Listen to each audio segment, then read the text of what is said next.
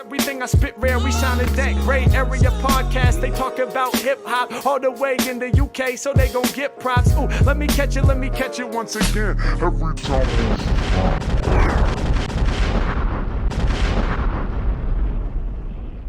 This is culturally inappropriate. July, another busy month. Let's get into it. So there's been a few coke rap moments this month, I think. Obviously, we spoke about clips a couple of weeks ago, but we've had Boldy drop, we've had Freddie drop, we've had Benny drop. Should we talk about those first? And what's everyone thinking about Boldy first of all? I know, Theo, yeah. Oh, I was going to say, Theo's probably going to say a similar thing. Boldy was getting on my nerves until he dropped Late to My Funeral. Late to My Own Funeral. I was like, all right, Boldy, I get it, you're dropping. I'm barely getting a chance to listen. I might listen once and go, oh, yeah, this is okay. But this one, serious. Yeah, 100%. I second that. It's true, because Boldy is dropping so much to the point where I'm like, just hold up, man. I can't keep up with it. Like, how are you finding so much like to rap about, and how are you dropping how are you dropping at this rate? It's just ridiculous. But this one is just like, it actually makes you stop and think, oh my god, this is like unbelievable. Just him and Nicholas Craven. The way the thing is, I listened to their previous project and I thought it was unbelievable. I thought it was great as well. But this one's a level up, and they just seem to have this amazing chemistry, and it just works. That's what I was going to ask. Do you think the difference is Nicholas Craven? Because I know in recent years we've recognised him, and he's one of the top producers out there, at least in the underground. But yeah, this is like album number 8. And although I've checked most of them and they're all good, and I'm not really returning to them, whereas this one, like you were both saying, it's like there's something about this that's different. Is it Nicholas Craven, do you think? Nicholas Craven is a great producer. I'm not entirely sure if it's Boldy just getting the reps in and it's paying off, or if it's I don't have enough information to say whether or not it's Nicholas Craven effect. Is he signed to someone? Boldy. I know he was. I don't know if he still is. He was with Griselda for a little bit, but he seems to work. Like, he's got his own record label, I think, and then he does like separate deals because he releases so much music. He might do like a separate deal on a particular project with said producer, but he's not like. I don't think he's a part of a big label unless he's still on Griselda. I'm not sure. I was just thinking maybe the reason for his release is that he might be trying to get out of something. Yeah, but he'd be well out of that now. Normally it's like a 2-album deal. He's released 8. Like, so He doesn't stop. If anything, he's getting in and out of deals quicker than something like getting into deals. You know what I'm saying? Definitely. Yeah, for real. He might, according to Wikipedia, so it still says Griselda next to his name. There's a label called Deacon, which is a New York-based advertising agency, and then there's Mass Appeal as well. I know he used to be with them, but yeah, it's hard to tell. He drops so much that there's different distributors and all that, so it's hard to pin him down. But yeah, Boldy's it's kind of unprecedented this year. I know there's been people that have dropped a lot of projects. Like Currency is someone that drops a lot of mixtapes and things like that, but to drop projects like this, full-length bodies of works with good producers, always has something to say. That's the thing that amazes me as well. It's like, obviously the content's pretty similar, but it's never like I never feel like we're going over old ground with Boldy. I'm always interested in what he's got to say. I haven't listened to it, but my thing is, I'm intrigued by this because for you guys, tell me what you think about all these projects. Have you guys listened to all his projects this year? No, most. Exactly. The majority. It's at the start of the year, to all of them. we were gassed, right? We were oh wow, Boldy dropped again, and then by the 4th or 5th time, it became actually like a chore, and I was like, I don't think I'm going to do it anymore. Yeah. And then Kieran, who's not here, we said it early this time, so that's good. Hey. But Kieran, who's not here, was like, you have to listen. This is the best one yet, and he weren't wrong. So yeah, it's just weird because it makes himself like because whether he drops 8 albums or he puts 50 tracks on one album, it still will have a similar effect in terms of like it's a lot of music for people to get through, and unless you're doing a complete different concept and sound, like wouldn't it be saturated after a while, and like wouldn't it kind of give you people like fatigue? You'd have to ask a Boldy fan, like a proper Boldy fan, like whether I think it'd be interesting to find out what they think. I feel like he treats music like the drug game. It's just like he's just like flooding the streets. Just keep it out there, and just like different flavors. See what people respond to. Well, that's the but thing. this His is name's mad, always though. out This is there, like, isn't it? Yeah. As a It's result crazy. of that, he's always He maintains relevancy in that sense. But I'm just looking here at his discography, like in terms of studio albums, and I know his debut was back in 2013, and then he didn't drop like a quote unquote like full length studio album until 2020 when he did remember the Price of Tea of China with Alchemist. Oh yeah, it's a great album. And then he dropped 4 albums that year. He dropped 2 in 21. He dropped 4 in 22. And then only 1 in 23 because that's when he had was it the car accident or quad bike accident or something like that. And then 2024 came back. That's when he did Penalty of Leadership with Nicholas Craven. That was 3 albums last year. And then this year's 1, 2, 3, 4, 5, 6, 7, 8 albums. It's crazy. It's madness. Some of them are self-released. There's one on Empire. There's like with Nicholas Craven, it's on Nick Craven's label. The last one with Real Bad Man, that's on his label. So he mixes it up. But Boldy, man, different level. Okay. Yeah, I mean, I don't really class Boldy as coke rap though. I don't know why. Like, I guess if I looked at it properly, he technically is a coke rapper, but I just never classed him as coke rap. Yeah, I mean that the term I always think of like, it's like clips and stuff like that. But no, you're not wrong. He is like Freddie's definitely in that umbrella, and obviously Benny and all that. But I just never put Boldy there. I've always put Boldy down in like a Billy Woods kind of angle, but he's not at all in that angle. It's interesting you say that because this is what I kind of want to talk about. I don't really want to like pit the 2 albums against each other and talk about Alfredo 2 now as well. But although their content is similar, his and Freddie, some of it is anyway. I'm like you. With Boldy, I feel like, I don't know, maybe it's because he's so descriptive and the bars are pretty dense that sometimes whereas with Freddie, it's like, it's pretty on the surface, in your face, do you know what I mean? Like it's Freddie's got maybe the technical edge with the flow and things like that, but I think Boldy really gets into like vivid detail with the bars. So it's like, it's more than just rapping about selling drugs. He's really like telling you stories and painting a picture of his surroundings. If we're gonna try transition like that and compare the two, right? Freddie's album is way better. Or Alfredo 2. I don't know if Alfredo counts as an album or mixtape, whatever. But Alfredo 2 is fantastic. Oh, it's like incredible. It's absolutely versus Boldy's project. Boldy's project's not even anywhere near the same. Do you know what I mean? I don't know.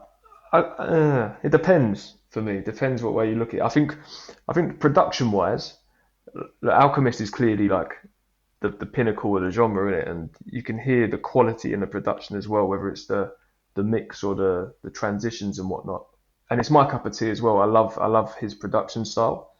Having said that, Nicholas Craven, there's quite a lot of range. There's like different types of beats, but he's just not quite as polished as Alchemist.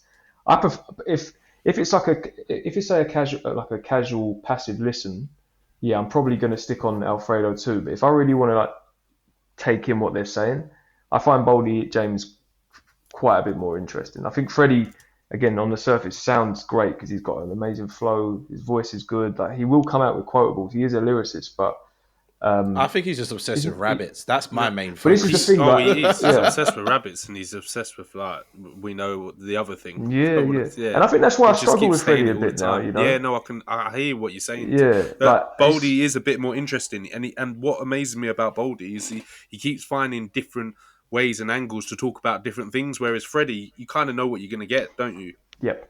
Yeah. I'm glad you said that. I was thinking, oh shit, I'm going to come in here and I'm going to sound like I'm. No, you're not wrong. No. Because it's Alchemist Productions that have been kind of making me enjoy it. Like that first track, 1995, I think it's called 1995. That transition where that guitar comes in, all that kind of stuff. Flipping incredible. Like, Freddie does an amazing thing where he changes up and does all that extra kind of singy bit at the end. But for me, that's what's making me like that song more so than Freddie's bars. I think I might have broken a Spotify record for how many times I've played that song. Literally, I'm looking forward to the end. Honestly, I think I might have gone 3 figures. I'm not even joking. I've banged that song out way Three too much. figures already. Yeah, I'm being deadly serious. But he said he played it 6 times the first time he heard it. Honestly, I couldn't stop. It's just Alchemist just painted that picture with that beat was just incredible. Like you said, that transition was just it's a chef's kiss. Yeah, that's the thing. It's so polished now. He's like, I wouldn't say that this is like a step up or progression for Alchemist, but you can just tell he's like a master now at what he does. He's in some kind of groove. You know what I mean? Like he's in his zone, and you can't get him out of his zone. Like the song for me like similar to you, Phil, where I just keep playing it is Ensalada. Ensalada's fantastic. That's the next one. That's the next one that shortly follows 1995. I can't stop. That drop, the initial drop. Oh my goodness! Maybe I'm like overshooting, but I feel like it's one of Freddie's best songs ever as well. Like just when you put it all together, like I'm not mad at that either. I'm not mad at you saying that at all. It's not just the production. Anderson .Paak kills the hook. The hook. One of his best hooks in the world. I hate saying this, and I don't think I've ever said it before, but it's an instant classic to me because it's doing everything it needs to do. The song or the project? The project and the song. Oh, the project. The project and the song. Yeah. The project, I get it.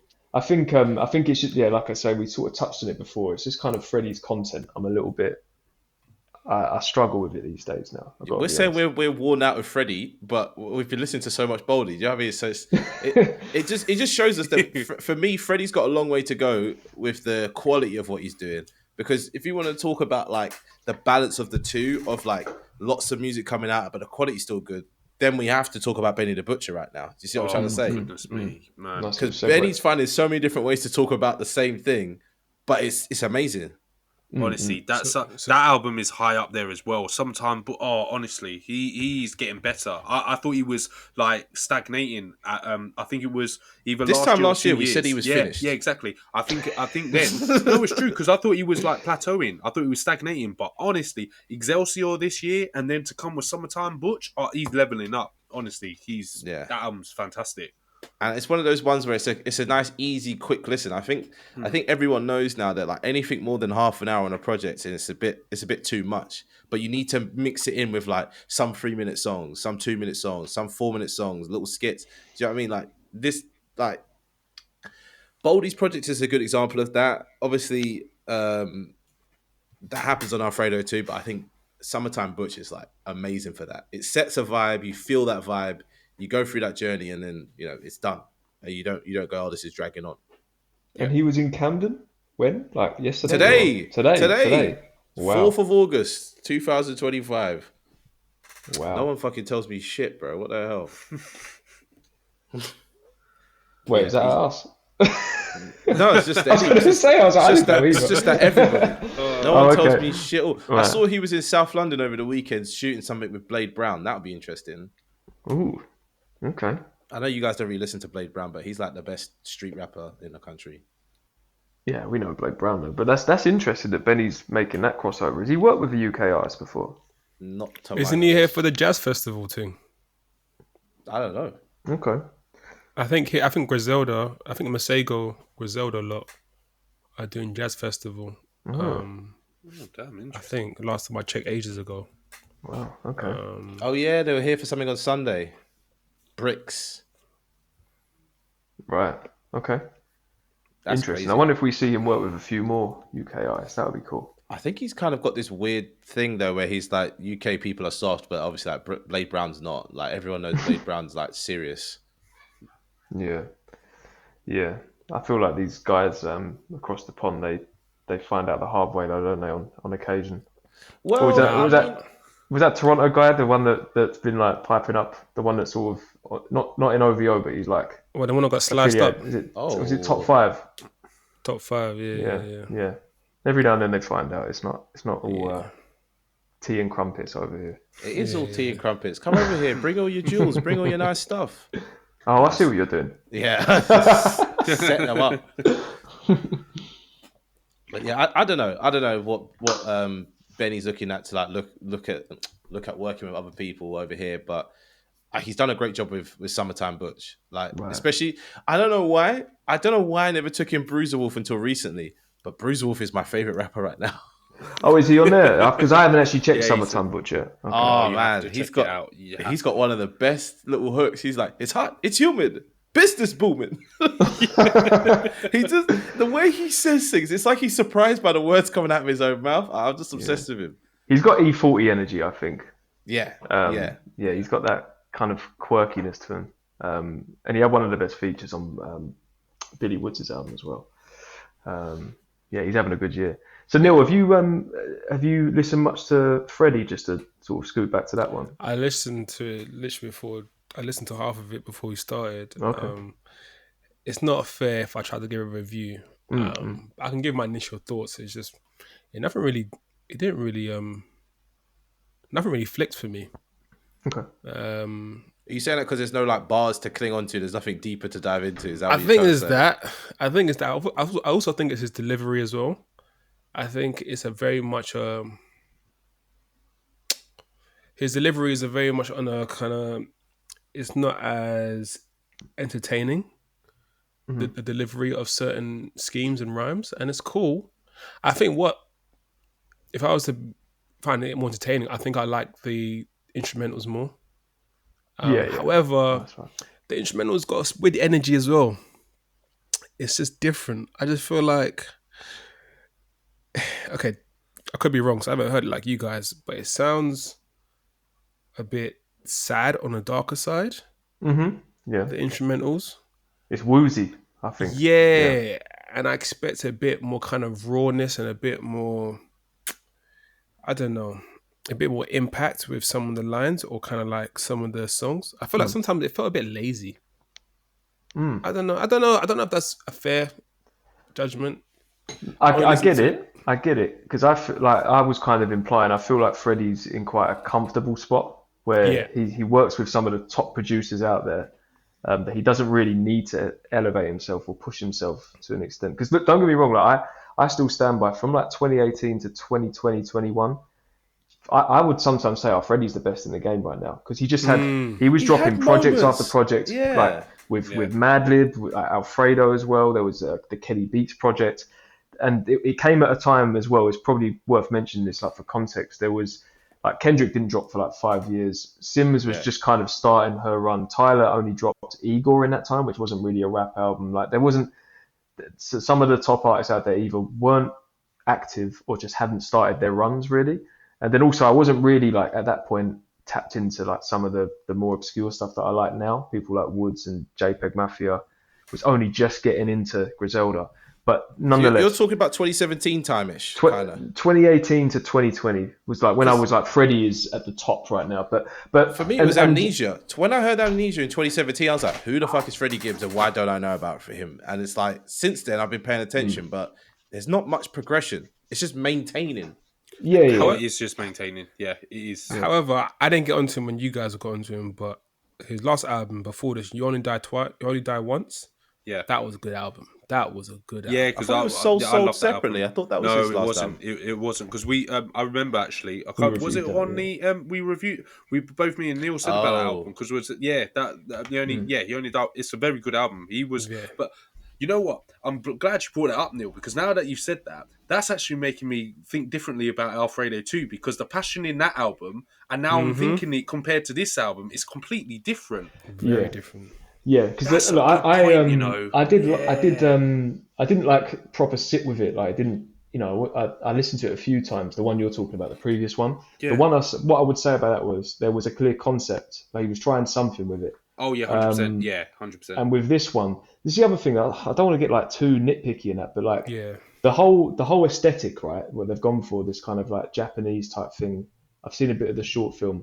I love what they're doing there, but I'm not really getting that from the actual content. I know there's skits every now and then, but I'm not really getting it from that. And then to call it Alfredo too, I mean Alfredo is an Italian dish, and we've got ramen on the front. It's just that's the twist, though, isn't it? That's the twist.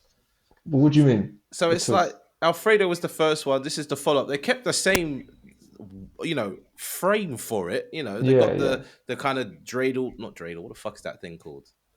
Chopsticks. I know what you mean. The puppet thing with the chopsticks, Yeah, so like, let it be what it is. You can't do the same Look, thing again. it's not a deal breaker. Don't get me wrong. I Sounds still like it listen was. to it. No, it's like I feel like I saw, or like there was potential for this to. Alfredo's held up there very high, right? It's kind of a classic body of work, at least for this decade. And there were, it's like I saw the vision with this one, but it wasn't quite executed to the same level. And Alfredo one's fantastic, but looking at it now, it actually follows the same formula. It starts off with a track that's named after a year. Mm-hmm. The rest of it, that's it. I don't know. That was my one thing. No, you got Skinny Surgery. You got Skinny Surgery Surgery. Yeah. And that track on out, yeah. So maybe it's not a direct sequel, but it is in the same universe or whatever multiverse. Look, don't get me wrong. I like I say, I enjoy it, especially the production. But we're getting. I think. Do you know what it is? It kind of comes back to what I was saying. I think I hold Freddie to a higher standard. But since like 22, like because we reviewed Soul separately, didn't we? And we were all like, it's good, but it's not quite like no, it wasn't there. or Alfredo, yeah. But there was quite a lot of hype. Though. Yeah, there was a concept. Yeah, there was because that actually on the last album, Sean, that is actually followed because that's what I found with that on Triple S, if whatever sold separately. That was fighting like with the devil. Then obviously You Only Die Once was him trying to reconnect with obviously like he was then speaking to God and that and trying to find that. So there was a concept on both of them. Then you come over to Alfredo 2 and now I'm understanding this like these points because then there's not really the concept should be the whole Japanese theme and I've seen the short film but that connection I can't really say it's there, But Alfredo, I feel like he's just talking about his lifestyle in this. Do you know what I mean? Like this is more like a diary entry. Yeah. Even though he's talking about some absolutely vile things, yeah, he does seem like a pleasant man, Freddie Gibbs. Although I do like that song about keeping a courtside view with a hoe like you. That's like my new anthem. Just the way he's singing it, I'm like, that's such a vile thing to say to somebody. Do you know what I mean? But it's also romantic. What do you say? He goes, a nigga keep a courtside view with a hoe like you. Like he's basically saying she's so pretty that they would want to sit them at courtside. But he's just the way he's worded it is so not nice. He's lacking in taste, Freddie Gibbs, but he has his moments, man. They're still like I say, I still think he's a really good rapper. I still you can do way worse than Freddie Gibbs, put it this way. But is it like what we were saying about Benny last year, where we were like, Benny's not finished, but it's like he's just doing the same thing over and over again. Are we in that kind of rut with Freddie now as listeners? Because I'm pretty sure when I say the masses, I mean the other people listening are not saying what we're saying, and maybe Freddie's going to come out with something next year or later this year that might put us in the same boat where we're at with Benny the Butcher right now and Boldy right now. Do you see what I'm trying to say? Oh, possibly. And I always feel like when we get nitpicky like this, it's because we do have that high expectation, or at least we feel that they're capable of doing more based on whether that's based on what they've done in the past or moments, whatever. So for sure. But equally also, like I remember before the previous project, which kind of came about quite quickly. I remember there wasn't a huge lead in on it. I felt like Freddie had sort of teased that he was sort of taking a step back from rap and he was in like doing acting, and I remember he had like a comedy phase where he was, but I don't know but he jokes around, didn't it? So I don't know if he's being serious, but I know the acting thing was. So I don't know what the focus is. I guess that's what I'm not sure what his focus is now. And I feel like maybe with this project, as much as I like listening to it, and again, big up Alchemist for the production, but it just feels like we're maybe going over sort of the same ground with Freddie, with the content. I need to sit with this more. Like, I'll just give my initial thoughts. Unpopular opinion. I don't know how I feel about Alchemist. What? Wow, really? Wow, that's crazy. That's crazy. These beats are like they're very, very nuanced.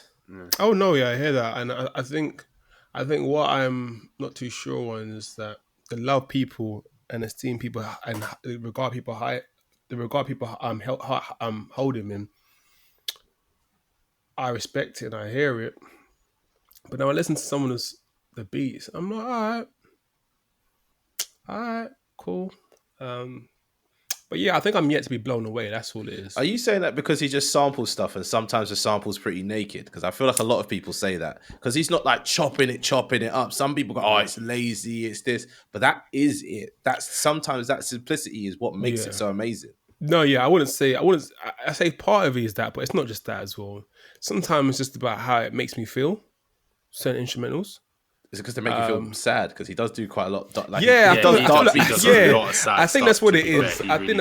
I think it's a lot on that side, and they're cool because music's meant to express all sorts of emotions and feelings and moments and whatever in people's lives. But then, if that's the case, how it's delivered by the artist is another element as well. Do you know what I'm trying to say? And I don't. How about this? Maybe we can do an episode of his everyone's favorite Alchemist things. Because I want to know. I'm sure there's probably songs out there that I love, but I want to know what's like the top.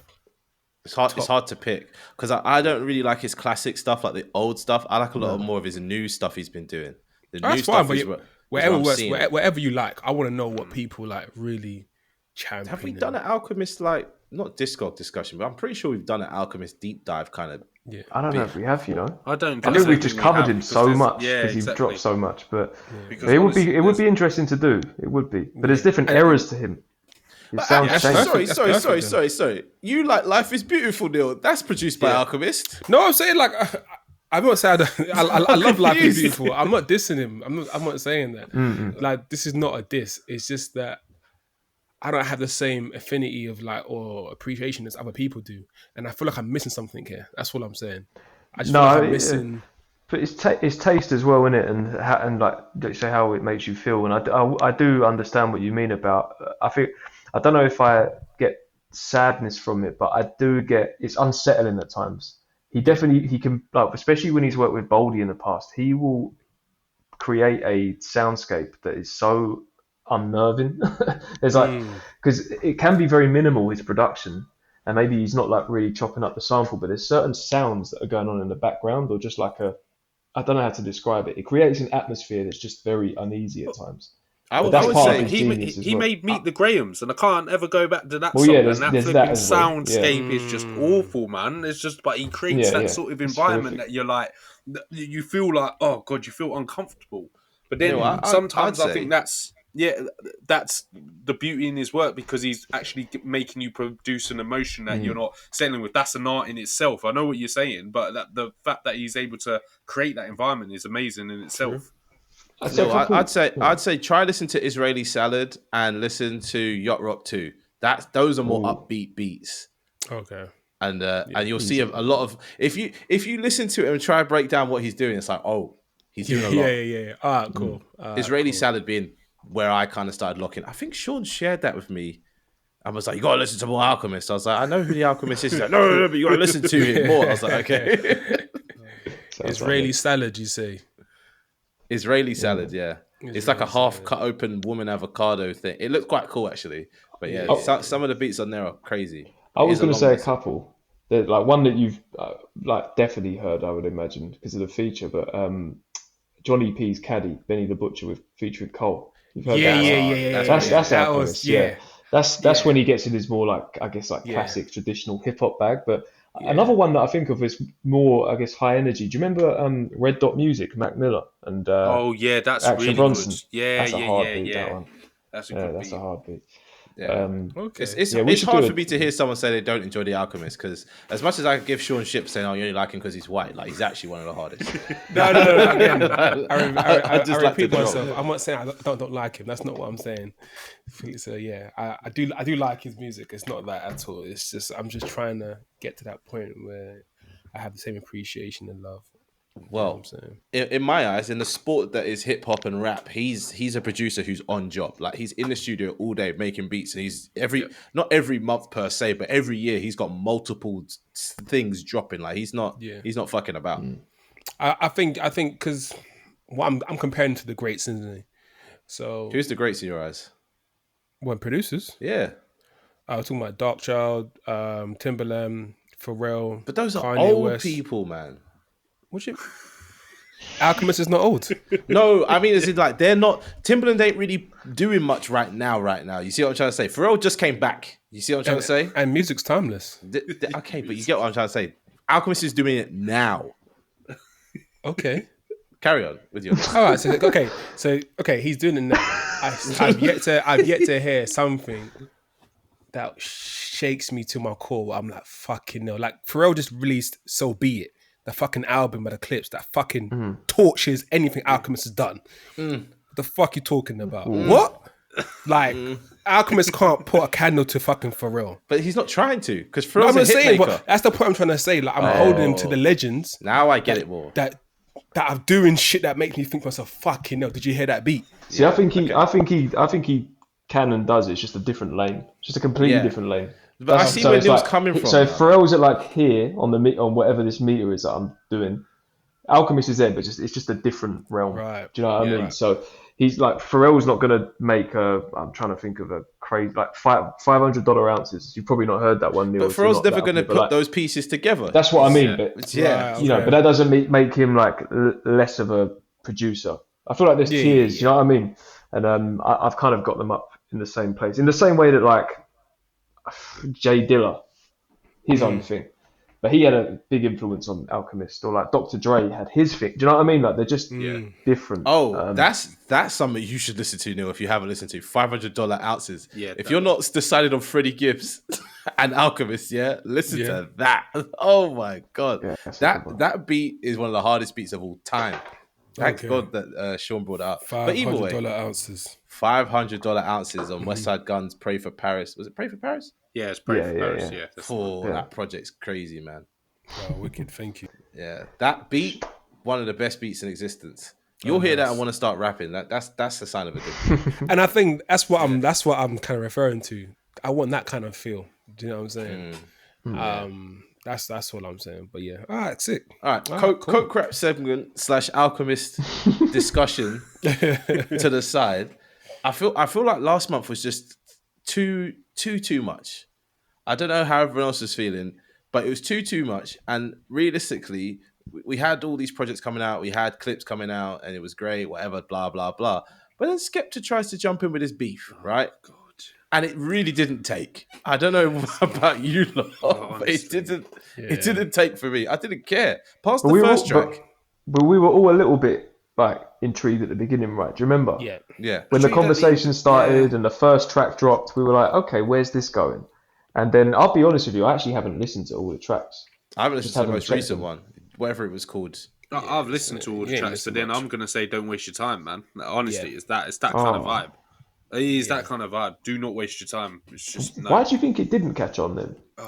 I think it's irrelevant. It's different sports fighting each other. It's kind of like I know what you're saying, yeah. It's like you're watching a kickbox shadow box and you're watching a box shadow box. It's different things, isn't it? Mm-hmm. It's like, all right, cool. You're both sick at what you do, but you can't be in the same ring together. It's just not the same, innit? Yeah. And you're trying to compete, and you're trying to. I don't know, like you're using your fans, but your fans like different stuff. Some fans like the same, but it's just different. It's just not the same. I want to put this out there as well. I don't think Joyner Lucas is that good of a rapper either. Oh no, I don't think he's that good of a rapper. In that for the beef, like for the beef is what I mean. Is it song wise he's good. I've heard a few of his songs over the years, but like beef wise, what's the point? Yeah. This isn't like when Drake and Kendrick were fighting. It was a bit like and the beats are it's just a bit kind of just the same cookie. Like that diss track, if he didn't put names into it or whatever else, it could have been for anybody because he just said all the basic stuff like I'm better than you. You might be gay. You do drugs. You wear dresses. Like who cares? Yeah. I feel you, man. I think one thing I'd say is looking back at it now, it didn't feel organic.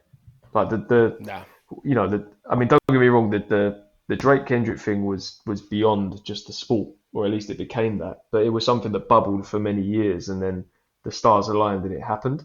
Having said that, the whole like Joey sparked thing that happened a few months ago, Joey was looking for that. That was very much like, let me throw this out there and see who. That was so much more enjoyable. It was, yeah, and I think it was a timing thing. So I wonder, but I guess what I'm getting to with this, I wonder if it was a timing thing in that we just had all that a few months ago. last year was dominated by a beef. It's like, did we really want another one at this time? Especially when you're like looking for it as well. You get what I mean? I wonder if we were just a bit like. No, but I know what you know. What I would add to that, actually, when you look at that, when you look at what Joey was doing, and you have the likes of Daylight, and you had Raekwon, they were actually like spitting. They were actually like really going. Like they weren't even needing to be offensive, but you could hear what they were doing. I was actually going because the lyricists, especially Joey's just like it's got me. Joey was rapping so good that this next project I am super excited for, because he actually was reminding everybody like, look, I am one of the best in New York, and I'm going to remind everyone that I'm one of the best in New York. I did not get that from neither Skepta or Joyner. It was surface level. It was like, you're not really doing much with it. Like Joey, with some of his diss tracks, I was like, this is absolutely insane. I was like going crazy. I didn't go crazy once with this. I just think it was just levels. That's the difference. If this was actually different, like good, and the levels were up there, I think we'll be having a different conversation. Yeah, you're right, actually, because the Joey songs especially, I remember we spoke about it a couple months ago, but Joey was actually making really good songs, like not just like disses and things like that, but every track was good, whereas this stuff, I'm not so keen. However, we must admit, Joey started off a little bit cold. It took Joey a while to started get off going. the year crazy though. Yeah. No, Joey started the year off crazy. Let's not lie. He started off quite strong, and then the beef only made him level up. You get what I'm trying to say? So solo songs without like main diss energy focus, those were good. But you're right. But no, I remember, because when you dropped the first day of the year, I remember the sort of the feeling was like, settle down, like you've been gone a while, like come on now. And then there was another one that came out in February, but it was good music. That's the thing. It was good music, and then it was March, April time. That's when it started to build momentum. And it was fun. It was fun. Sorry, go on, Sean. No, I was going to say I liked what you said about the different sports thing, because something that I noticed like more than ever with this, listening to not just Skepta speak, but I think JME was talking on a podcast, and then also just like hearing like American content creators and commentators speak on this, is like culturally we're really quite different.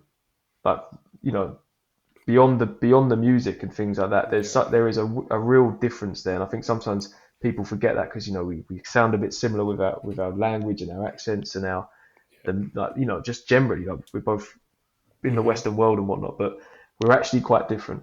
And then when you put those styles and those cultures up against each other, like you said, it doesn't always mesh, doesn't make sense. And this particularly didn't. It just never caught on really.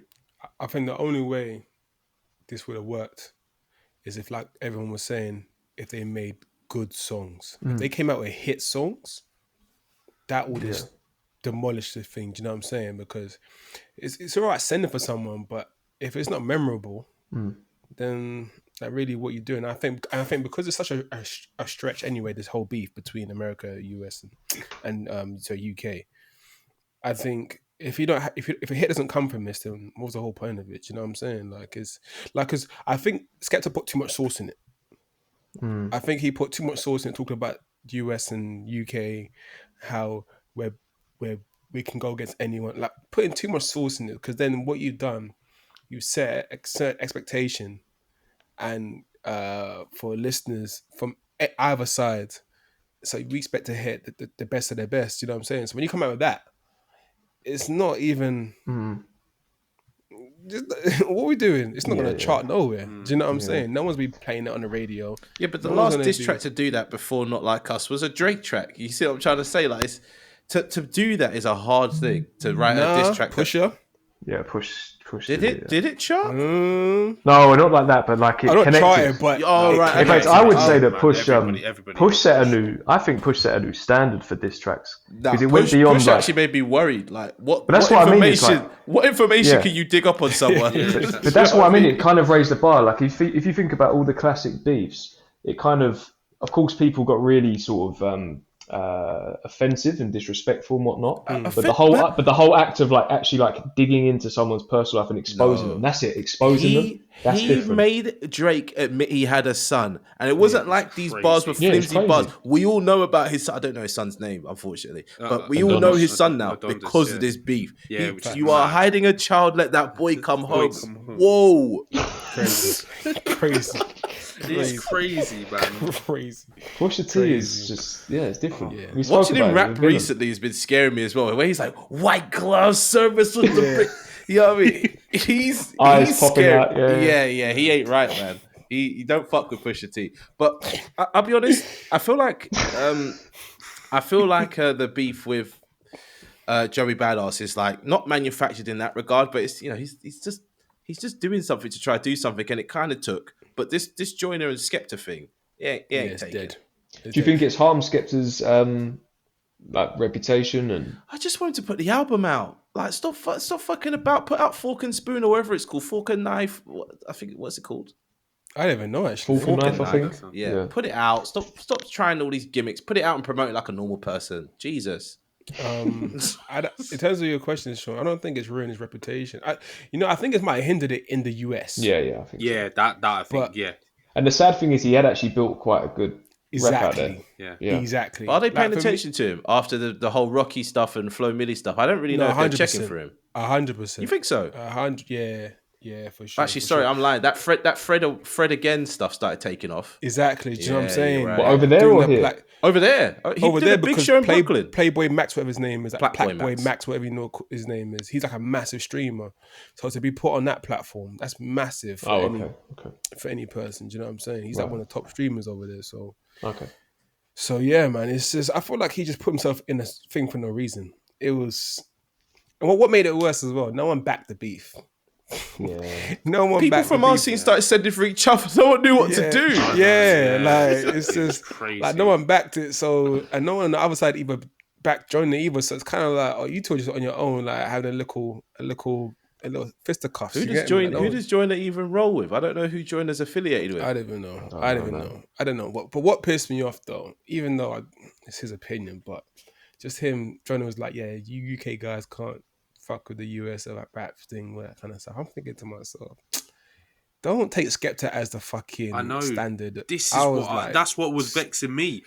Is when I hear content creators thinking, "Oh, is this the best you got?" And I'm like, "Nah, man. Like, what are you on, man? If we were to send like a team out, I'm sorry, I don't even put Skepta on there. That's how bad it was. I don't even put Skepta on there. But like, sometimes you need that like berserker character, you know? Like he's the berserker. He's just a madman. Well, the thing is like the Americans, they're gonna respond more to a lyricist, right? Like an out and out lyricist, because that's kind of what their rap scene is built on. Is that? Whereas for us, it's a different thing. Like you put any US rapper in a clash over here, they'll melt. They're not going to cope with that. They're not going to cope. 100%. But if you're trying to go bar for bar over like a good beat or something, then you need one of our top lyricists. I think someone like a Gets or. Do you know what's crazy though? I thought Skepta had access to them lot. To like, he could have made this into a bigger thing by just picking up the phone and ringing up someone who would have been willing to do it. I guess Gets, someone like that. You're like, hey, I'm trying to beef the Americans. Let's do this. But no one's doing it, and I don't think he made any of them calls to even ask him to do it. I think what he should have done is done it more on like a business thing, kind of like what you're saying, Sam. To add to what you're saying, like a versus situation, like with Swiss Beats and Timbaland, like. Do it more for the sport of it, kind of like a culture clash situation. Yeah. Do you know what I'm saying? Yeah, rather than try and make it into some like animosity America UK thing. Like, nah, just like you pick your best 10, we pick our best 10. Let's go to the event somewhere or venue and let's just have a good time. Do you know what I'm saying? Yeah. But, I don't know if that works out how we think it does though.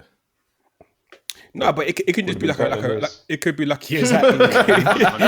You're so horrible. It's true though. It's true.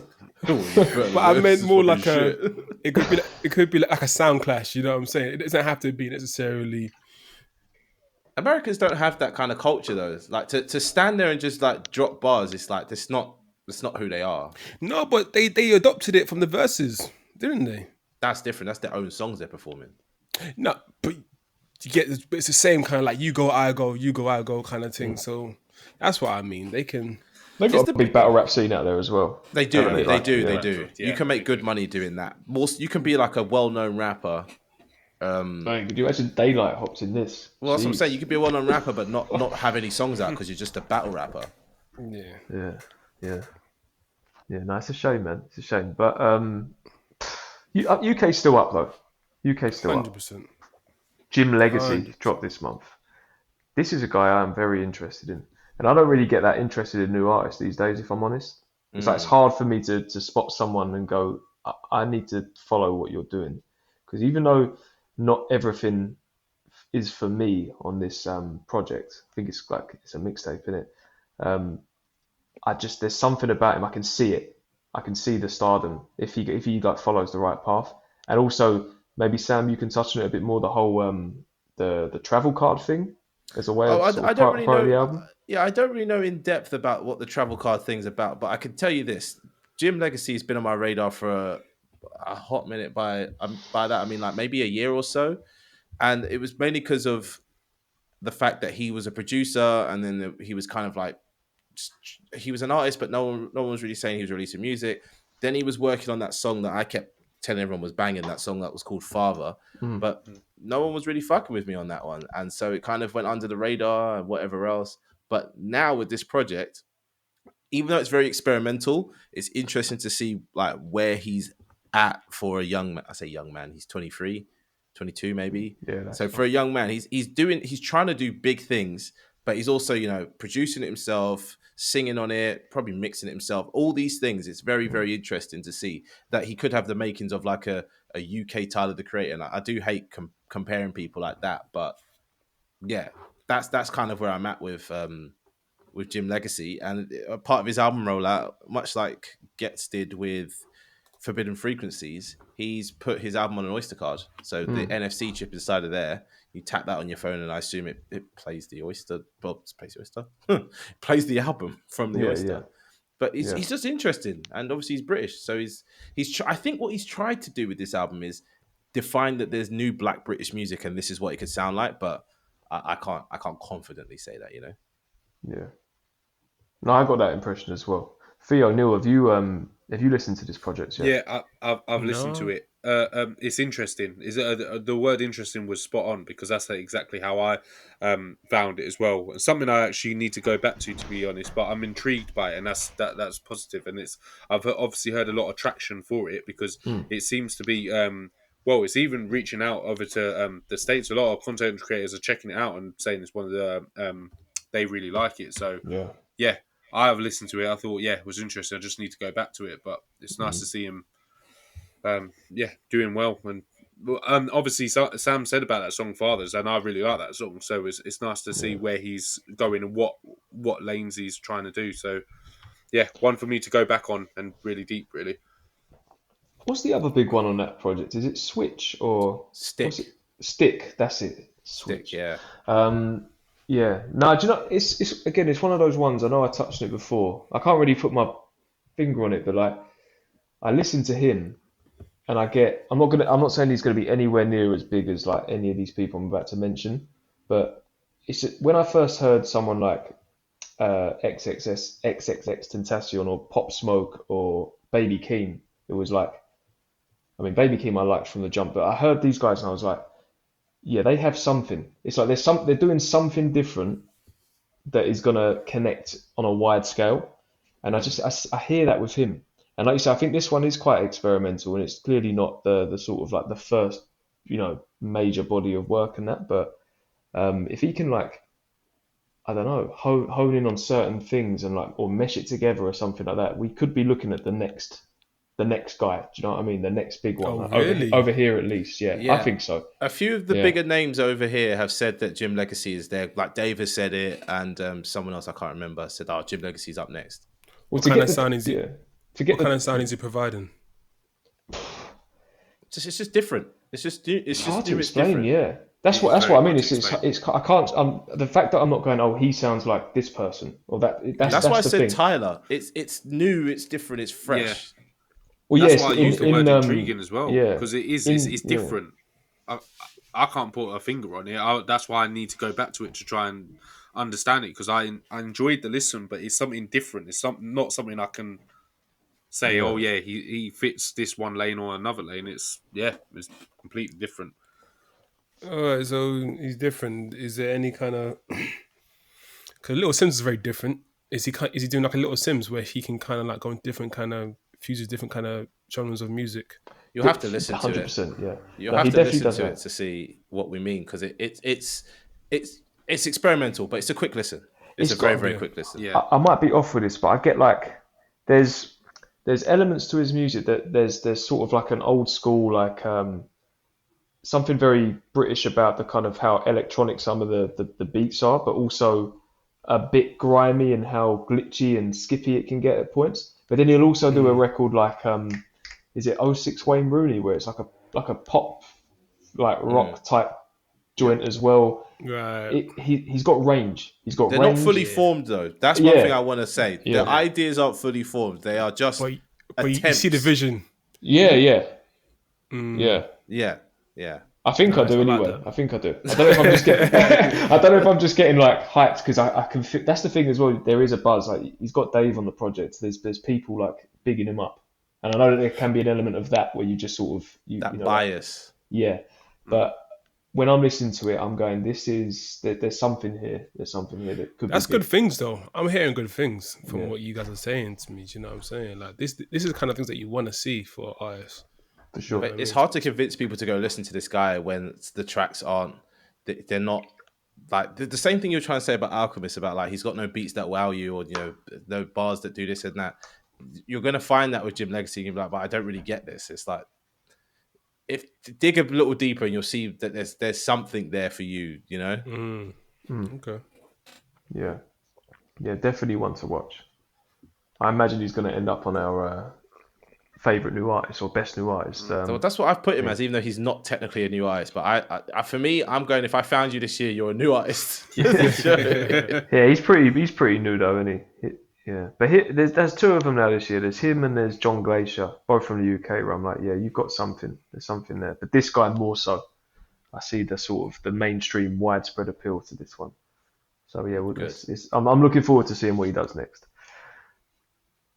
Cool. Speaking of Tyler. Oh yeah.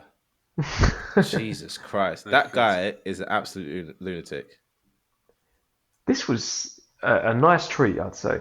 A nice surprise, a nice little treat. Yeah, that's all I can say. It's not a particularly deep project or anything like that, but it's fun, man. It's fun. I can't really talk too much in it. I won't even listen to 3 or 4 songs, but I feel like he's in a good place right now, man. I feel like he's. Yeah, I don't want to keep. I don't know. I feel like. I don't want to keep referencing the beef, but I find it interesting how some people are releasing certain projects and how they're doing it. And Chromacopia is very much unique in its concept and the messaging he was doing. But then I feel like the common consensus people are saying the rap beef has made people pay more attention to lyrics in hip hop. And I feel like people are getting more kind of like recognition and more gassed on lyrics, especially clips as well. Like clips, putting out what they put out. And I feel like he was just wanting to just rap his butt off. You know what I'm saying? I feel like at times with the Chromacopia, it was very much not abstract, but a lot of it was conceptualized, or it was a lot of storytelling and a lot of playing with certain themes. From what I'm seeing from this album so far, I haven't listened to it all, so I could be wrong. It seemed like he's just trying to just rap his butt off. Yeah. I feel like me and Sam had a conversation about this where we kind of basically said that, I said at least that I feel like he's a man that's like very inspired by what's going on right now. And even though he's on tour and he's doing his thing, he just had to get in the booth and he just had to make some music. And that's the energy I got from it. I think and it's nice, man. It's nice. He's managing to do a proper promo run for this as well. He was on Ebro. He was on some other thing. Like he's proper promoting it. Like, and he's talking about why he made it. And you're right, what you said. Obviously, we didn't know this when we were discussing it, but he's just like, I'm having so much fun right now. Do you know what I mean? I had all these ideas. It was fun for me to like flip songs or just have like a bit of fun and not have to think about it too much. And he's basically said that he spent a month making the beats. And I think like a month doing the so like he didn't waste time with it. He kind of just he gave himself a time limit and got it done. And then got it out, which is I think it's a better way for artists to be. Just make something, put it out, see how it lands. And we were complaining about Boldy doing it, but when Tyler does it, we're all like, wow. So it's a bit of a weird one. Yeah. But isn't it a bit different for him because he doesn't release as often as Boldy? If Tyler started releasing on Boldy levels, I think the game would be fucked. Yeah. But it is amazing that the inspiration behind this and the reason why he did it. I found that just fascinating, and just having not being fazed by the fact that you're on tour, but just getting inspired by a moment and just thinking, yeah, you know what, I'm gonna go in the booth and create this album, put my ideas together, and then just give us that treat, because it really was a treat, and it's amazing to hear. And it does sound like he's in a really, really good place. The other amazing thing that just shows you there's levels when it comes to these artists as well is like for something that's probably been put together pretty quickly and is like, especially in comparison to Chromacopia, like you were saying, Neil, like there was a lot going on there, very personal and stories being told and things like that. Even within a project like this with Don't Tap the Glass, there's like a clear vision with the whether it's like aesthetically, the skits going on there. There's a package. Do you know what I mean? It's not just like throwaway stuff or like kind of random bits of music put together. It's incredible that he can put together something like this in such a short space of time. It reminded me a bit of GNX as well, in that, because we all kind of said similar things about Kendrick. It felt like his most sort of reactive. And very much present in the moment type of project that was capitalizing on that moment. And also it's the most like LA I've heard Tyler as well. Personally. LA 80s, like there's a lot of different vibes on this. Even the character is weird, like the mustache and all that kind of stuff. I like it though. Yeah. That's what I mean. Is there's still a load of thought and creativity in something that's really like it's kind of just got mixtape energy in a way. Do you think he's someone that he puts a lot of thought into something, or he just or he gets in that day and just runs with it? Do you know what I mean? I think he's. I think this is his obsession. Do you know what I mean? I think like his world is music, and I think that. Yeah. I think there's maybe a bit of both, but in running away with it, there's I reckon his brain goes a lot faster than ours. You know what I'm saying? Like in a creativity space, that it might seem like maybe it's kind of like just kind of there's an idea, I'm running off with it, but there's like tons of thought going into it. I don't know if that makes any sense, but. No, it does. It does. Because I think I love how he brings the humor element to his characters. So I wonder, like, how much, like, are you trolling, or is this like, or are you? Is there a lot of deep thought into this character and this? I think it's a lot more fun than it looks. You know what I mean? I think that's what it is. It's not. It's nothing deeper than just the fun he's having with it. I think. Yeah. At the same time, though, like. Is it the final track? Tell Me What It Is. That's a pretty like powerful song, right? There's still. I guess what I'm trying to say is there's still some depth here. He can't resist it, right? Like he can't just be fully silly all the time. He still always has to do like a romancy kind of track, right? Yeah. Is that what you're talking about? Is the like the last track? I think the last like three actually. There's like, he's got a couple of singers on here. He's got is it Yeba, who was, I think. Did she work with Drake at one point? Yeah, or something she like that? did Drake. Oh no, I'm thinking of "I'll Take Care of You." That song's amazing. Yeah. That's the Yeba song. Yeah, I love that track. See, I'm all for it when artists, push themselves and they do a bit of singing, even if they're not the best singers. But I do like it when he selects someone like Yeba or Caliucci, or do you know what I mean? Someone to come on and do the hooks and that, because they can just tap into a different emotional level. They've got that range. They're trained singers and things like that. But yeah, the last sort of like, I think it's like 3 songs on here. They feel like they're pretty gearing beautiful, towards man. an album. The first 5 are like, oh, this is fun. The first thing, body movement, and you're having whatever. But then these last 3 tracks, like these could have been on Chromacopia, is what I feel like. They were left off Chromacopia. Yeah. So there might have been an element of like kind of Yard sale. not throwing out the Lucy's, but like working on some of the ideas that maybe came out of putting together that album. But no, it's like I say, it's a nice treat, man. And hopefully some more artists do this, where there's a little less thought that goes into it. But I think a lot of artists struggle. That's what we're missing here. A lot of artists struggle to actually get music out, whereas Tyler has the opposite problem of containing himself. Yeah. Do you know what I mean? No, you're right. And again, actually, it comes back to, I'm just thinking about what I said a minute ago about like there's levels to these artists. Actually, the problem for a while has been that I think artists have just put shit out and not put too much thought into it. Like not everyone can do this, is what I'm saying. Oh yeah, and a lot of artists actually need to take more time with their music. Whereas someone like a Tyler, he can get a hit out of a pretty sort of in the moment, spur of the moment project. Yeah, nice. Were there any other drops this month before we move on into your single segment, Sam? Were there any other albums people listen to? Honorable mentions: Larry June, loving Larry June. This project's not as good as what's it called? A Life is Beautiful. Yeah, it's not as good as Life is Beautiful, but it's a different vibe. It's like a LA. I don't even think Larry June's from LA, is he? California, but he's not LA. Yeah. I didn't think he was LA. He is West Coast. He is West Coast. But it's got that that like Los Santos customs vibe. It's got that GTA vibe all over it. And obviously, again, we're talking about Tyler having fun here. There's a track where Larry's just like, "Good job, Larry," and he's saying "chicken" all the time. Do you know what I mean?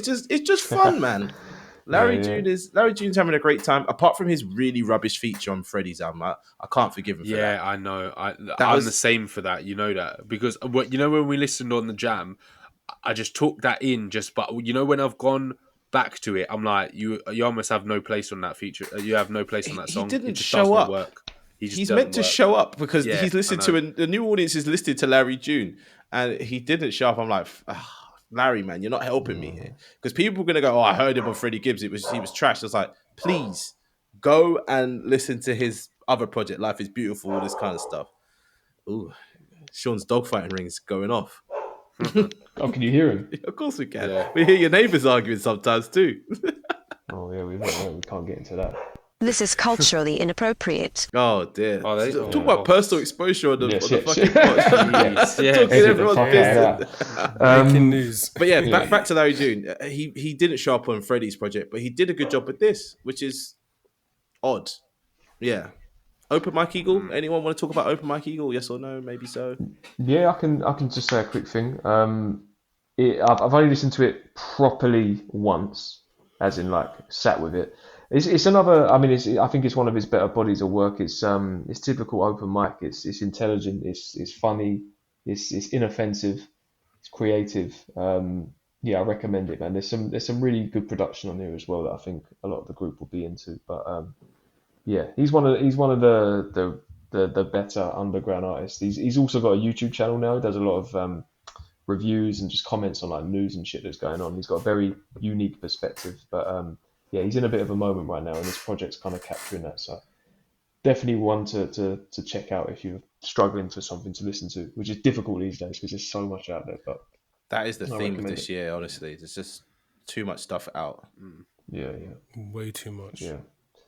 Should we move on to the singles? Any big singles this month, Sam? Anything that people need to be? I'll be honest, right? I have really struggled to pull together my little single segment just because I've been deep in Project World. Like I've been listening to Boldy nonstop. I've been listening to Larry nonstop, Clips nonstop, Freddie all the time. So there's a lot of tracks there that I wish Kieran was here to talk about. But essentially, it's kind of like I think Jid is gearing up for an album or has an album on the way. This Friday. Right. Yeah. Okay. Cool. So there's Jid. Obviously, I didn't realize that Larry June was gearing up for a drop, so that would have been the one thing I wanted to talk about. Maxo Kream, he's back out with some stuff. Very experimental, produced by Tyler, the Creator, I think. Yeah, produced by Tyler, the Creator. So if you're into Maxo Kream, give it a listen. Crack with 2 C's, so CRACC. Crack at 15. Really good, really interesting. I've recently started to appreciate how experimental Maxo Kream is, because apparently he like has used grime sounds in some of his beats before, which I didn't know until now. But a lot of this playlist is just Kieran doing his dump. So, click the link in the bio. I say in the bio. Click your link in the description, have a look. There's new JME. I haven't listened to it. Don't really care for it. There's new Kid Cudi. I only put it there because it's Kid Cudi. There's also new Lil Wayne. It's not actually rap. It's more rock. So don't listen to it if you're not into that type of style of stuff. UK-wise, there's some good stuff. Cairo Keys, Saint, Led by Her. But Led by Her is not where she used to be.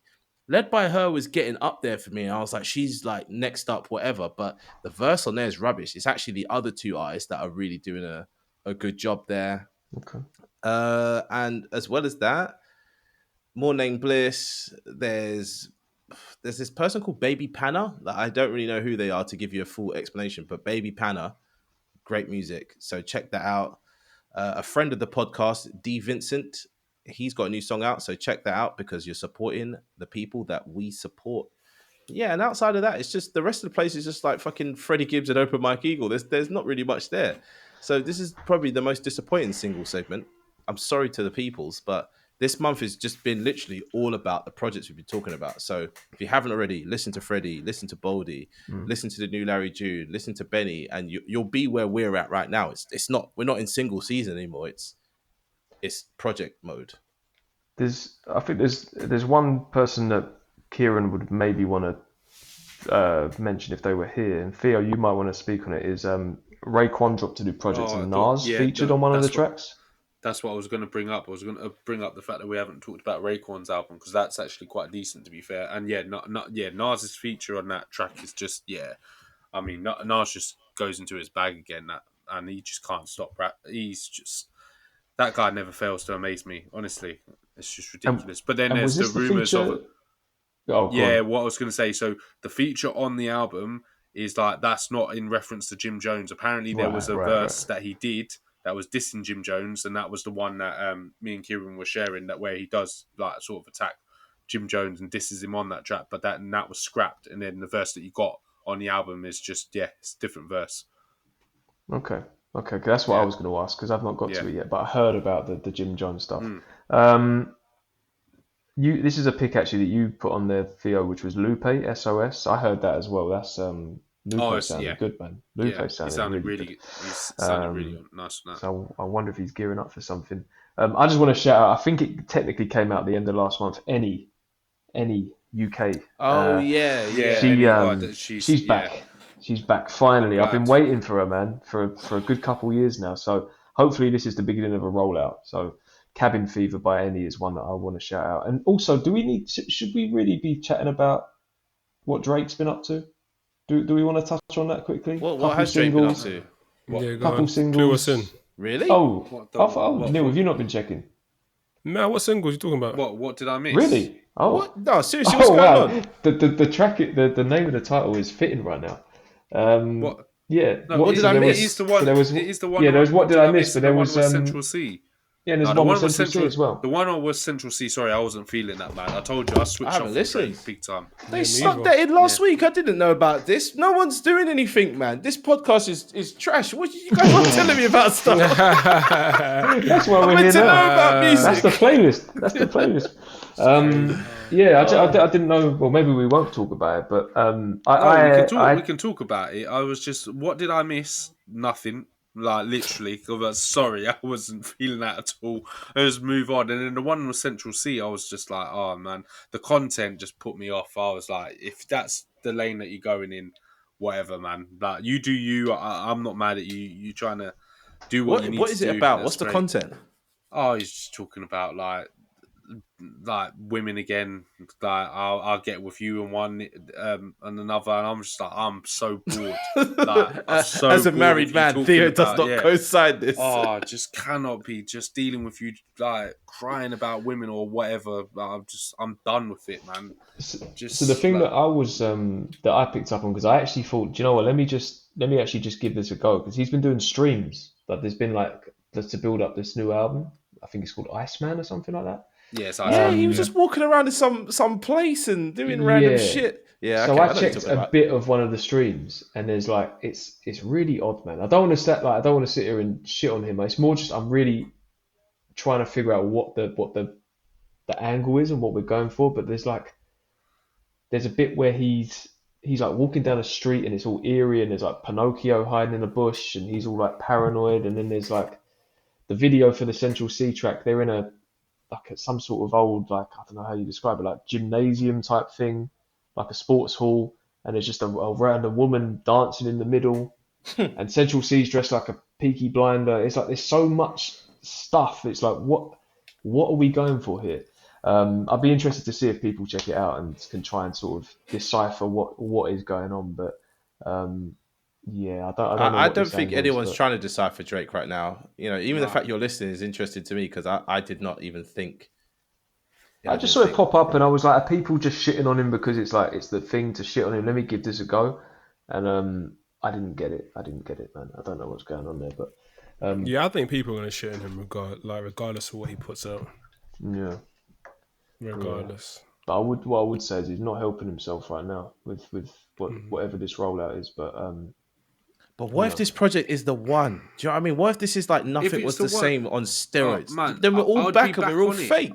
I'll be back on it. Like the thing is, I am not a Drake hater at all. If like you give me diplomatic immunity, Drake, I am all for that. The problem is that the last few albums of what he's been giving me is just not hit. I think I still haven't listened to some sexy songs. I'll be honest. No, honestly, when Drake is at his top, like I'm there. I have been there, and I will like rate and support and say, yeah, you're doing it, like, and I'm a fan. But lately, nah, I'm sorry, I'm just tuned out big time. If he drops a big song and he's like the Drake that I know he can be, then I'm all for it. But lately, like I said, it's just not.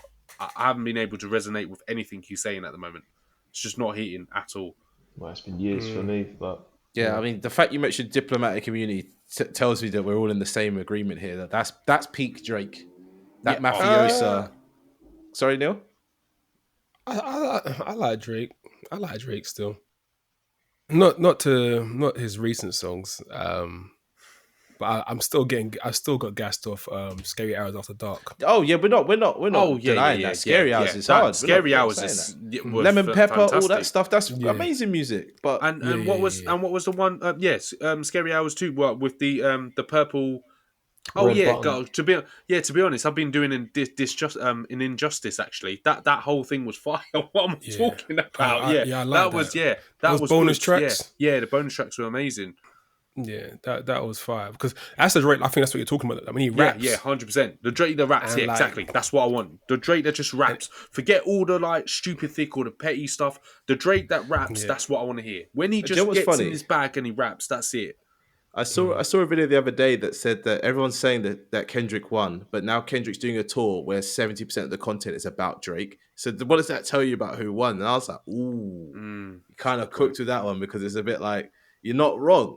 Where the whole reason why Kendrick is able to do the current tour is because of this beef, and it's very Drake forward. And Drake is getting paid a royalty off of some of the songs because those are really Poetic Justice, all that he's on that he gets a royalty. Oh there's other tracks as well where he's getting paid a royalty off them. So Drake is going to make 6 figures off Kendrick's tour. Kendrick don't make a penny off Drake's tour. You know what I mean? That was something that was a bit like So as much as I'm not a big fan of Drake right now, he's making his bag in silence, you know? Yeah, I hear it. Sean's face is like, is this real? It is real. I hear it. No, I just don't. That don't bother me. That don't faze me. Yeah, that don't impress me. I still think Kendrick won. I'm not saying he didn't win, but I'm just saying if I'm getting paid and I lost, I'm winning somehow. You know what I mean? No, you're right. But to be honest, I think he won the battle, but I feel like Drake still wins the war. No, did you say it the wrong way round or the right way round? No. Kendrick won the battle. Drake won the war. I don't think the war's over yet. Drake's. I don't know about that. Yeah, I'm sorry. Kendrick can't do what Drake's done. Career-wise, no way. It's too late. Like, yes, I'm saying he can't do it. He hasn't won. Like, you can't. There's no catching up to Drake either. Exactly. That's what I'm trying to say. Yeah. This comes back to for me, it's a bit like the Pharrell Alchemist thing. It's like they're different lanes.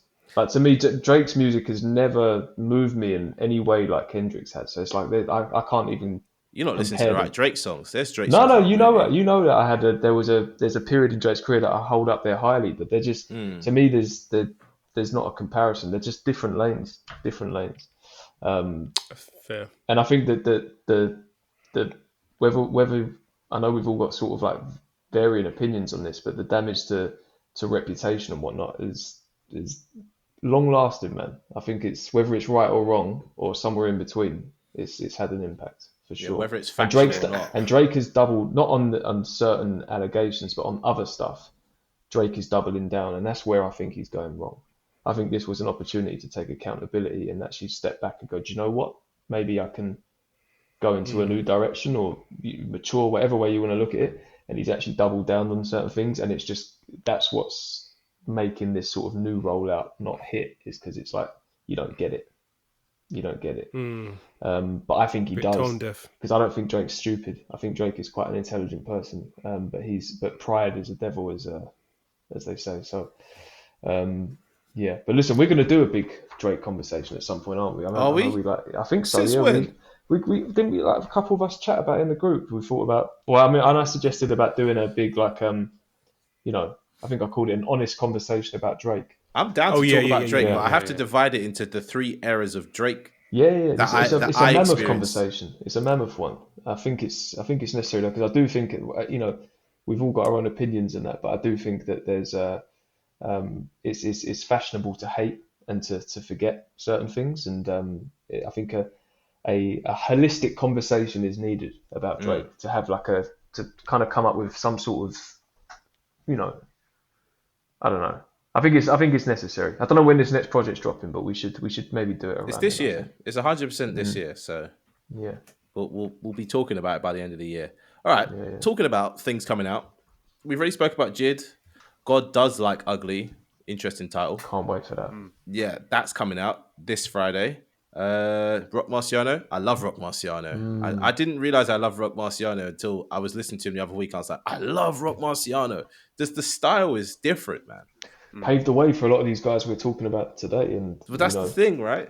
The drumless kind of weird talking stuff. Oh man, I love it. Absolutely love it. So I'll be definitely listening to that before Jid. Even though Jid's high up there, we didn't give him any shine for his feature on the Freddie project. Again, because I didn't want to ruin it for Neil. That's why, because Neil said he's only halfway through, because that was the one thing I was. But this will make Neil lock in. Yeah, because that Jid feature. I'm sorry. Oh my goodness me! I mean this in the politest way. Yeah, we're here for the listeners. Fuck if you hadn't listened to the project. You know what I mean? That's on you. No. Well, let's give Jid his flowers now. The way he leveled up on that feature was just disgusting. I was flabbergasted. Out honestly, he was, feature of the really? year. It's up there. I'm definitely sure it's up there on my spreadsheet. It's 100%. It's up there. I'm not mad at that at all. I'm not mad at that at all, because the feeling that feature gave me, I was like, "Are you joking me? This is absolutely insane! Like insane." He finds a different flow, man. Different pocket. It's ridiculous. Very different pocket. Yeah. I haven't added it yet, but I will add it. Yeah. Okay. Yeah. No, I might have to set up a jam on Friday for that album. What, But Rock at a time that Marciano? everyone can listen. No, for the Jid one, I think. Rock Marcy's like an EP, so it's going to be done in like 20 minutes or something. I'll listen to that first thing in the morning. I ain't playing no games with you lot. I'm just going to do that. But might have to set up a jam for Jid. Who else is coming out? I haven't got the... Chance the Rapper. He's got Starline Gallery. That'll be interesting. I'll definitely be trying to listen to that. I feel like it's going to be a good album. Yeah. I don't know why. He's got similar artwork to Acid Rap, hasn't he? Oh dear. Yes, he's back in. Yeah. That's like the kind of cartoonesque type. Yeah, exactly. Thing, yeah. Like, I'll be honest. When Sean tried to make me listen to Acid Rap, the second Chance started doing that, I was like, this is trash.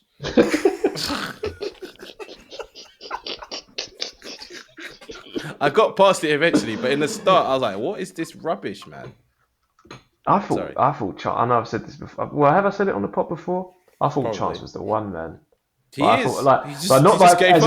Again, we were talking like not specifically like my taste, but I just saw what he was doing. He was working with almost everyone. He had like Bieber and Wayne, and everyone was working with Chance, and he was massive. And he wasn't even like selling albums as well. And he was on Pablo at the time and everything. I thought this guy is gonna run the game, and then it just Well, That's another interesting conversation. He's got a chance to enter back into the game. Chance the Rapper's definitely not out of the zeitgeist yet. Everyone still knows who he is, and if he does something good, maybe he'll come back into the fold. Like, he had a track with Lil Wayne, didn't he, last month before? Yeah. Tree or something? Is that with Smino as well? Yeah. Yeah, that's the one. Yeah. They sampled that song. What was it? The IRE song, in the IRE. Oh yeah. But yeah, Smoking Weed, whatever it's called. I don't know what it's called, but yeah. Nice. And then Ghostface, Supreme Clientele 2, Return of a Classic, that one. Yeah, I mean, I heard the new Ghostface single, which came out a couple of days ago. I think, which is good, but have you seen how long that album is? Oh my god! Nah. Like, if you thought Raekwon's album was long, this is you can't see the tracks, but there is at least 22 tracks on this album. Ooh, okay. It's got the pre-save out already. It's got the pre-save out. Is it 22 or 24? 22. Tracks? That's ridiculous. Trying to get those streams up. That's what that is. It's mad. Oh, I hate long albums. That's what man. Yeah, so do I. If it does, that's the thing. And to name it Supreme Clientele 2 means I have to deep the whole album. I have to deep the whole thing. So I hope it's good. I really The thing is, this rollout that Nas has done with Mass Appeal, where everybody's been coming out, I haven't had a bad album yet. That all these OGs are coming out and producing albums. So yeah, see Neil. Sorry, Neil seen what? I think Neil's listening to the Freddie Gibbs song now while he's on the podcast. I ain't gonna lie, bro. That's what he's doing, isn't it? Is that what you're doing? I'm doing too much. Don't worry about me. I'm doing too much. I'm in. Funny. But no, I'm with you, Theo. It's like he set an expectation by calling it this, because like Ghostface is, Ghostface has got, if you weigh it all up, has got one of the best, probably one of the best discographies, at least from Wu-Tang. Like there's a lot of classic projects in there, and it spanned time as well. Some of his more recent music has not really connected with me, so I'm a little bit apprehensive about this one. But he sounds good on this new single, so he does sound good, yeah. Yeah, hopefully. But then you think to name it that, it has to be like, he must have some confidence going into this, thinking that if I'm going to name it Supreme Clientele 2, this is me coming back. It's one of them and ones. especially seeing everybody else like coming out and doing well, like the likes of Nas, Common, all the like OG rappers, and see Raekwon do that. Album's decent. He's probably thinking, I need to put my name out in the fold, and this is what it's about.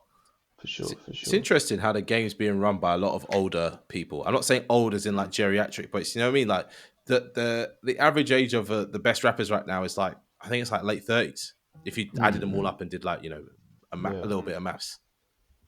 Yeah. Well, the art form's developing, isn't it? It's like 50 years old at this point. And if you look at other genres, whether it's particularly things like soul and R&B and stuff like that, some of the best artists, they release their like great work in their like 40s and 50s and things like that. So so it makes sense. But also, again, it highlights that kind of void of there not being that next big star to sort of dominate their generation that we've had this conversation many times, but I think it's like it's left an opening there for some of these vets to come in and I think it's a generational thing though. I think the generation below us does not care enough about like art and lyricism to let a rapper be good. That's why you get, what's that guy's name that did that shit album, Playboy Carti, popping up, and then they're saying, instant classic goat shit. And if I went to listen to it, I'm like, this is noise.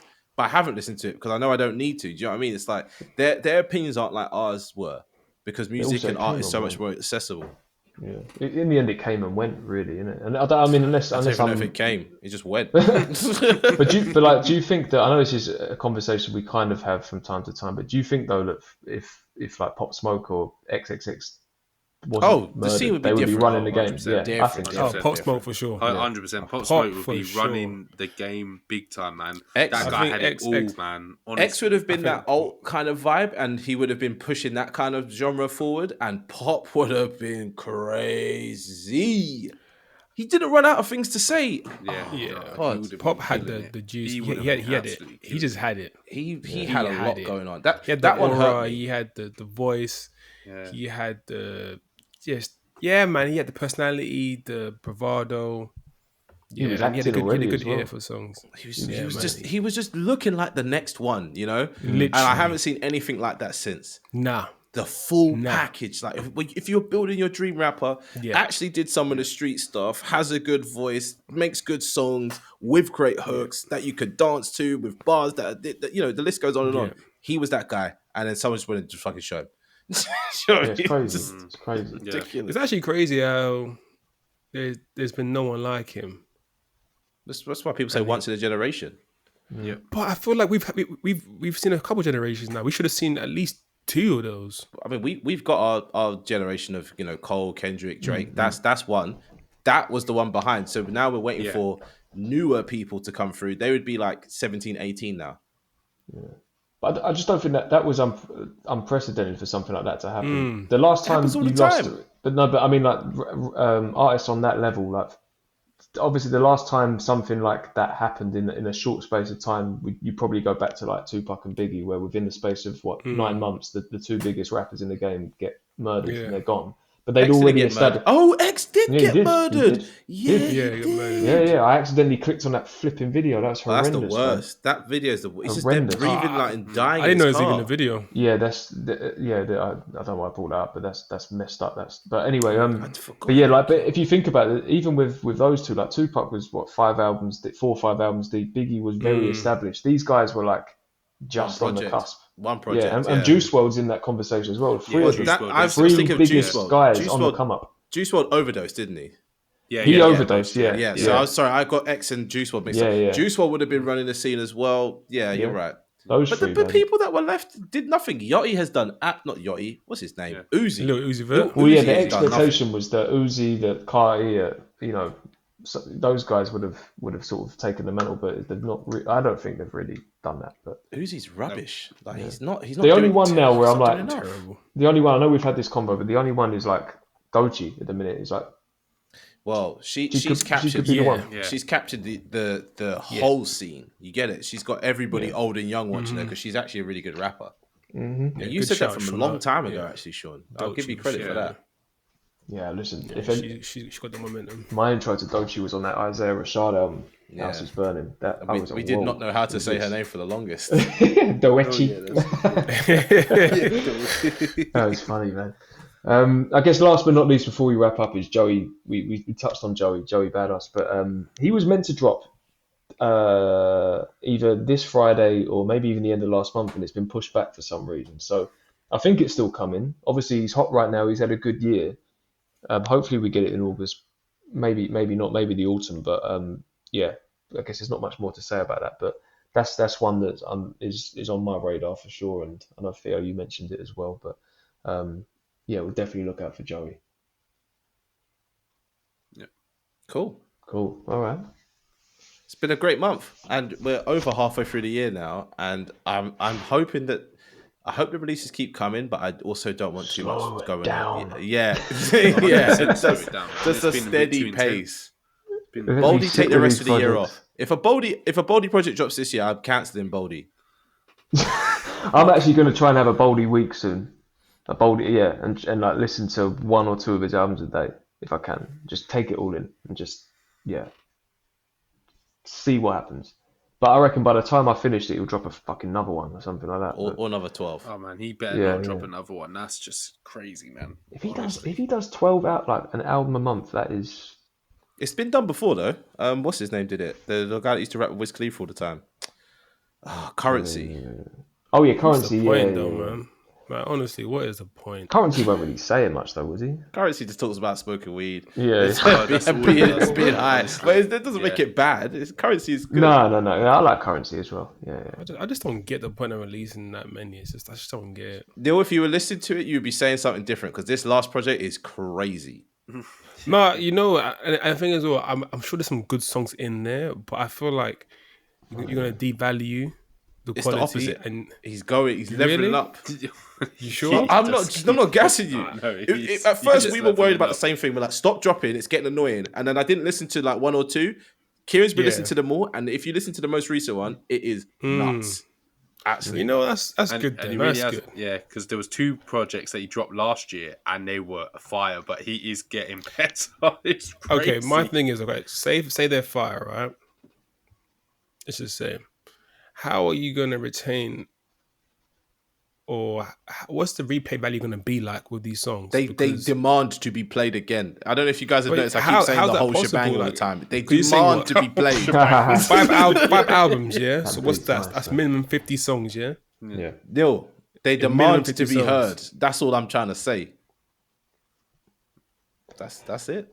Do you know? No, I'm gonna listen to it. I know what Neil was saying, because listen, as much as I rate Boldy, and you know how I feel about like the projects with Alchemist and whatnot, but an artist like a Boldy will probably never be one of my favorite artists, because I think when I think about all my favorite artists, there's time between their projects. They live life, they tell stories. There's with someone like Boldy, I don't think he like. Would he even see himself as an artist? I feel like it's like No. This is a job. This is a hustle Yeah, it's for a him. business. Yeah, it's yeah. hustle. It's the best 100% word. Yeah. It's a hustle. I think he is just trying to make as much money as he can, and he's in a zone. He's in a a place where he can just. I don't even like using the word churn out, because the music's better than that. But he can. Let's keep it 100. He's just getting it all out there. Let's He's keep it getting all out 100. there. If he's got 1.4 million listeners on Spotify and all of them listen to a new project, yeah, he's calmly tucking away like 40 grand, 50 grand. Do you know what I mean? If month, not, yeah. and all the rest. You get it? It makes sense to do. Like, we're all here talking, why is he doing it? Why is he doing it? He's making bread. Yeah, that's what I mean. That's what I mean. I think rap to him is just, No, I hear it. yeah. He I treats hear it. it. I just feel like he can. I don't know. I just feel like there's other ways of doing it, like longevity wise. I feel like he can do it differently. That's what I'm saying. Yeah. No, I understand. That's what I'm saying. understand. I think it's good short term, but I think longevity. I feel like You need to talk to him, Neil, to give him some legacy planning advice. No, I just feel like he can do like 2 or 3 albums in a year. He did for that example. last year, and now he's He got can to do raise 4 out this albums year. in a year. Yeah. But I'm saying but I feel like the way he's like, by the sounds of it, he's just dropping it just like every other month. It's like, bro, Yeah, like every what's other going month, on? every single month. Well, there you go. Yeah, every month. Sometimes at the start and the end of the month, which is where I started going a bit. This is too much. Yeah, which is silly. I feel like because he can capitalize off rollouts, merchandise, like he can sell the actual album. He doesn't do you any know of what that, I mean? which is I find a bit And annoying. that's what I'm trying to say. Like you're not really capitalizing on your returns. That really and true. Like it's like I don't know. The concepts were strong as well. That one with the big fist, that was fucking cool. Like build that universe out for me. That's what I wanted to see. Like how are you gonna like?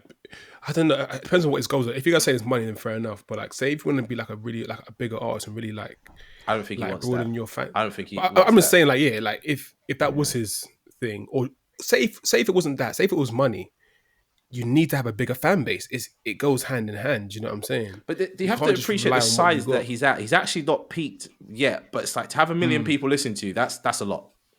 Yeah, That's cool. That's not cool. It's fucking amazing. If I had 1 million, I'd be yeah. No, 1 million is gas. I'm going to try and find it like a recent interview or something. I don't know if he does much of that, but I'd love to know what the mentality is. I think I have a me feeling, too. but I don't want to assume. But also, no. He did one in April. I don't want to chat about this. I don't want to speak things into existence, but I think about his near-death experience, and I see like album titles like "Late to My Own Funeral," and I wonder if it's like a case of I don't know how much He time died I've a long got time left. ago. Yeah. Or something, and it's just like get it out there. And I know he comes from Fair. Detroit, the streets, rough, background and lifestyle and whatnot. I know he's been to prison in the past and things. So I don't know if it's all that, and it's just like I need to get it all out there just in case, But I'll check out that interview. April, did you say? April, he did a little interview with Bag Fuel. Okay. Okay. There's probably more out there, but that's just the first one that come up in my little search. Cool. All right. Okay. Then. That's July.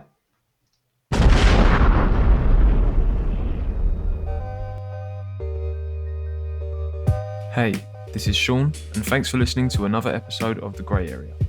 Are you an upcoming artist, critic, journalist, or content creator?